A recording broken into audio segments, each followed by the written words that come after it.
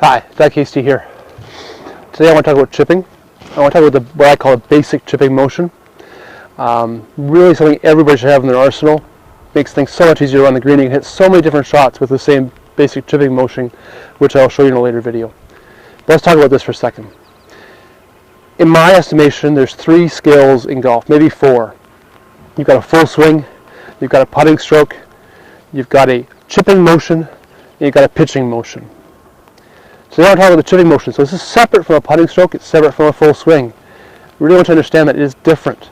It should feel different to you. The setup is totally different.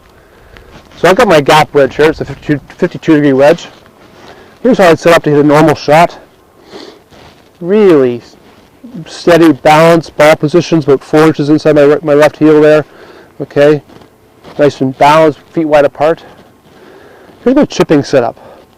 The ball position is kind of the same, so 4 inches inside my left heel. But you can see that it looks a lot different because I moved my feet a lot closer in, so it looks like it's off my back foot. Okay. I've opened my stance a little bit. That means aiming left. Totally, just a little bit personal. I like to aim a little bit left. It lets me turn and face a target, or if I need to get a little bit of motion with a bigger chip shot, a lot easier. Okay. All my weight's going to be on my left side, or my front foot, right foot if you're left-handed. And I've got my hands a little bit further forward than they normally be. So there's a straight line from my shoulder down to the club head. Hope you can see that.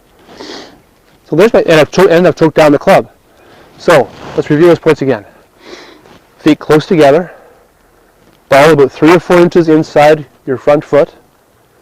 All of your weight on your front foot.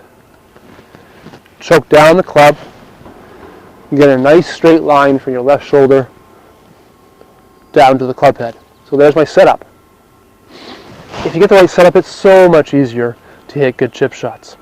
So I got my setup. The motion itself is a shoulders and arms swing, kind of like putting, kind of like a big putting stroke with a much different setup. And you can see there's no wrist action there. If you look at my wrists closely, I'll try to get them so you can see them.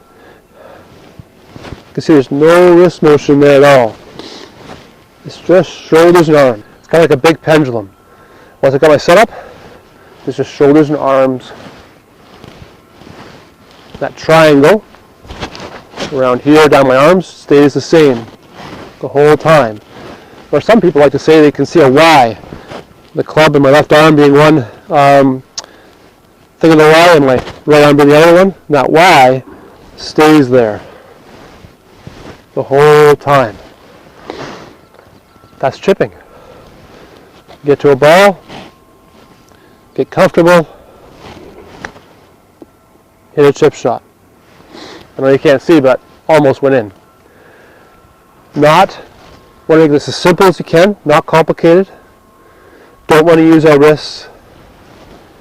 So let's just go over those basic points one more time. Okay, feet close together. Maybe a little bit open if you like to do that. Ball position about 3 or 4 inches inside your front foot. All your weight on your front foot. Choke down the club a little bit. One thing I didn't mention, get close to the ball, a lot closer than you would be for a normal shot. Choke up on the club. And that nice Y position, nice straight line down from the left shoulder to the club head. And that's how you hit a chip shot. So a little down the line view, or from behind view. Here's my normal setup. Okay. So my normal setup looks like from behind. Here's my chipping setup. You can see I'm much closer to the golf ball. Okay, here's my normal setup. Chipping setup, much closer to the golf ball.